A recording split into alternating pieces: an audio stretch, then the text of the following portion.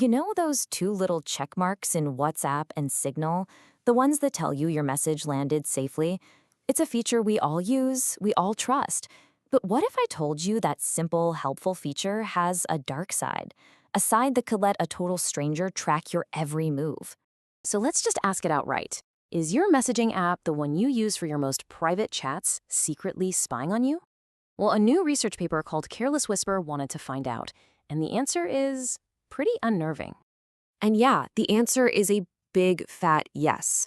An attacker with just your phone number can find out a ton about you. And here's the really chilling part. They can do it without ever sending you a message you'd see. No notification, no pop-up, nothing. You would have no idea it's even happening.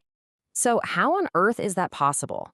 Well, the whole thing hinges on a feature we see a dozen times a day and never think twice about that double check mark. Turns out it's the clue that gives the whole game away. See, that little icon isn't just for you. It's actually a tiny piece of data, an automatic signal your phone sends back to the sender. It's basically your phone saying, yep, got the message, it's decrypted, all good.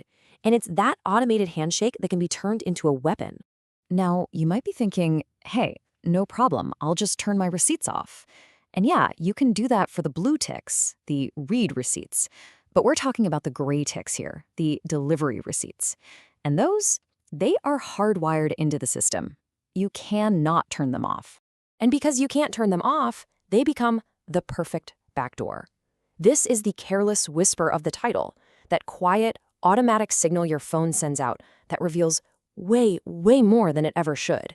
So the researchers got clever. They realized they didn't have to send you an actual message to get a receipt back. They could do things like react to an old message they sent you weeks ago. Or even crazier, send a reaction to a message that doesn't even exist. Your phone still has to process it and, you guessed it, sends back a delivery receipt, all without your screen ever lighting up. And we're not just talking about someone you know doing this. The researchers call the most dangerous threat model the spooky stranger.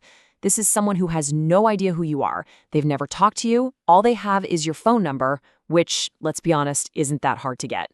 So, which apps should you be worried about? Well, this table from the study lays it all out. Both WhatsApp, used by billions, and Signal, the app many people trust for its privacy, are totally vulnerable to this kind of attack. Threema, for the record, is not. Okay, so an attacker can silently ping your phone. So what? What can they actually learn from that? Well, this is where it goes from a neat technical trick to something genuinely scary. Here's the key. It's not about if your phone sends the receipt back, it's about how long it takes to get there. By measuring that tiny delay, an attacker can figure out with pretty stunning accuracy whether your phone's screen is on or off at that exact moment. And here's why it works so well. For an iPhone, if the screen is on, the receipt comes back in about 1 second. But if the screen is off and the phone is sleeping, it takes about 2 seconds. That 1 second gap might not sound like much, but for a computer, it's a huge flashing sign that says awake or asleep. And by collecting these little data points over time, an attacker starts to build a story. This quote here is from a real-world test in the paper where they tracked a volunteer. They could literally map out their day, when they left home, arrived at the office, and even when they fired up their work computer. Just think about that. An attacker can figure out your sleep schedule, your work hours, your commute. They can tell when you're on a phone call. And because the desktop apps send their own receipts, they know when you sit down at your computer. They can even tell what operating system you're using just from tiny variations in the data. It's a shocking amount of personal information. And if you thought the spying was bad, it actually gets worse. This isn't just a passive surveillance tool. It can be used to actively harm your device. The researchers discovered they could attach huge chunks of data to those silent reaction messages. By spamming a phone with them, they could force it to download a staggering 13.3 gigabytes of data in 1 hour. That could absolutely demolish someone's monthly data plan in an afternoon, all without a single alert. And what happens when your phone is forced to process all that junk data? It torches your battery. In their tests, this attack drained 18% of an iPhone's battery in just 60 minutes. It's a silent attack that can just leave your phone completely dead.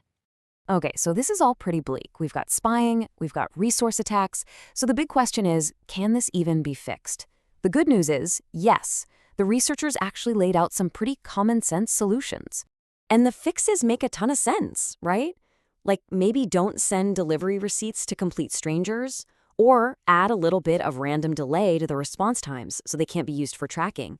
The apps should also just get smarter and reject junk messages. And finally, just limit how many messages one person can blast at you to stop those battery-draining attacks.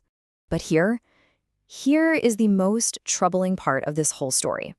The researchers did the right thing. They told Meta and Signal about all of this way back in September of 2024.